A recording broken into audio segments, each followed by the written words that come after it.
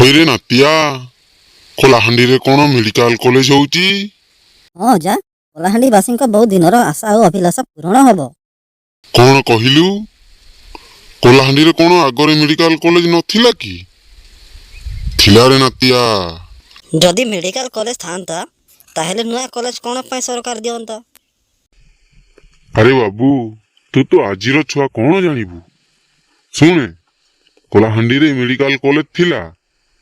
Sardar Rajesh medical college ନାମରେ ଭବାନୀପାଟଣା ଜାରିଙ୍ଗରେ 2013-14 ମସିହାରେ ଆରମ୍ଭ ହୋଇଥିଲା।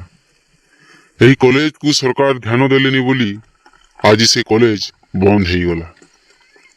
ଏବେ IRBN 9 ବେଟାଲିୟନକୁ ରହିବା ପାଇଁ ଜାଗା ଦିଆଗଲା।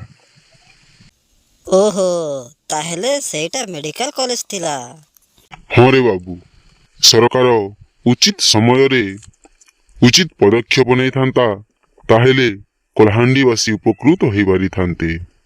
ଭଲ ମେଡିକାଲ ପାଇଥାନ୍ତେ, ସବୁ ପ୍ରକାର ରୋଗୀ ଚିକିତ୍ସାର ସୁବିଧା ପାଇଥାନ୍ତେ। 100 କୋଟି ଟଙ୍କା WDCରୁ ଏବଂ 25 ଏକର ଜମି ମେଡିକାଲ କଲେଜ ପାଇଁ ଦିଆଯାଇଥିଲା। କିଛି ବର୍ଷ ସେ ମାଲିକ ଚଲେଇଲା, ତାପରେ ସେ ମାଲିକ ଫେରାର। ପୁଲିସ ଖୋଜିକି ବି ପାଇପାରୁନଥିଲା। କାରଣ ପାଣ୍ଡିଆନ ବାବୁଙ୍କ ନିଜସ୍ୱ କକା ହେଇଥିବାରୁ ବିଜେଡିର ନେତାମାନେ ତାଙ୍କ ଛତ୍ରଛାୟା ତଳେ ଘୋଡ଼େଇକି ରଖିଥିଲେ। ଦୁର୍ଭାଗ୍ୟବଶତଃ ସେ ଧରା ପଡ଼ିଲା ଏବଂ ଆଜୀବନ କାରାଦଣ୍ଡ ମଧ୍ୟ ହେଲା।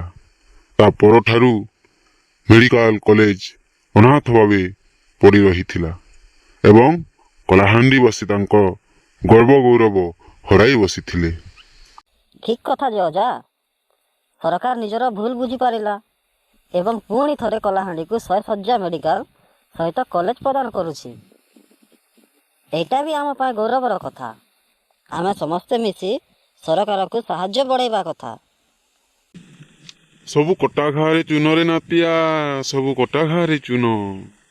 ଏ 25 ବର୍ଷ ଶାସନରେ ଯାହା କିଛି କଳାହାଣ୍ଡିକୁ ବା ପ୍ରତ୍ୟେକ ଜିଲ୍ଲାକୁ ଦେଇ ଆସିଛି, ସବୁ ତାରି ସ୍ୱାର୍ଥରେ ନାତିଆ, ସବୁ ତାରି ସ୍ୱାର୍ଥ। ଆରେ କେନ୍ଦ୍ର ଦେଲେ କହୁଛି ମୁଁ ଦେଲି, ପଡ଼ୋଶୀ ରାଜ୍ୟ ଯଦି ଦେଲେ କହୁଛି ମୁଁ ଦେଲି। ହେଇ ଦେଖୁନୁ, ଏ କଳାହାଣ୍ଡିରେ ଯୋଉ ମେଡିକାଲ କଲେଜ ଆରମ୍ଭ ହେଇଛି, ସେଥିରେ କେନ୍ଦ୍ର ସରକାର ଦେଲା 75% ପଇସା, ଏ ରାଜ୍ୟ ସରକାର ଦେଇଛି 25% ପଇସା। କିନ୍ତୁ ନାଁ ଉଠୁଛି ଏ ରାଜ୍ୟ ସରକାରର। ଏ କ'ଣ କରିବୁ? ଏମିତି ଓଡ଼ିଶାବାସୀଙ୍କୁ ସମସ୍ତେ ଠକୁଛନ୍ତି ରେ ନାତିଆ। ବାପ ପଇସାରେ ପୁଅ ମାଲିକରେ ନାତିଆ, ବାପ ପଇସାରେ ପୁଅ। କି କଥା ଗୁଡ଼ାକ କହୁଛ ଅଜା? ସବୁ କଥା ମୁଣ୍ଡ ବାହାରେ। ଆରେ ତୁ କ'ଣ ବୁଝିବୁ ରେ? ଏଇଟା ପରେ ରାଜନୀତି। ଇଲେକ୍ସନ ଆଗକୁ ଥିବାରୁ ଏସବୁ ଭୋଟ ପାଇବା ପାଇଁ ଗୋଟେ ଗୋଟେ ଚକ୍ରାନ୍ତ। ଏ ସାରା ରାଜ୍ୟର ଲୋକ ବୁଝିଗଲେଣି ରେ ନାତିଆ, ସବୁ ବୁଝିଗଲେଣି। ହେ ତମ ବୁଢ଼ାମାନଙ୍କ କଥା କିଏ ଶୁଣିବ? ଆମେ ପରା ନବୀନ ବାବୁ ଫ୍ୟାନ୍। ନବୀନ ପରେ ଆମ ପରିଚୟ।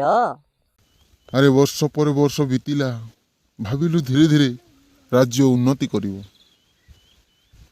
ଯାହା କରିବ ଏବେ କରରେ ନାତିଆ, ନହେଲେ ଲେଡ଼ିଗୁଡ଼ କହୁଣିକି ବୋହିଯିବ। ତାପରେ କିଛି କରିପାରିବନି। ଆଗକୁ ମୁଖ୍ୟମନ୍ତ୍ରୀ ଗାଦିରେ କିଏ ବସିବ ଜାଣିଛୁ? ଆରେ ଯିଏ ବସୁ ଗାଦିରେ, ଆମକୁ ଫ୍ରିରେ ଚାଉଳ ମିଳିଲେ ହେଲା, ଘର ମିଳିଲେ ହେଲା।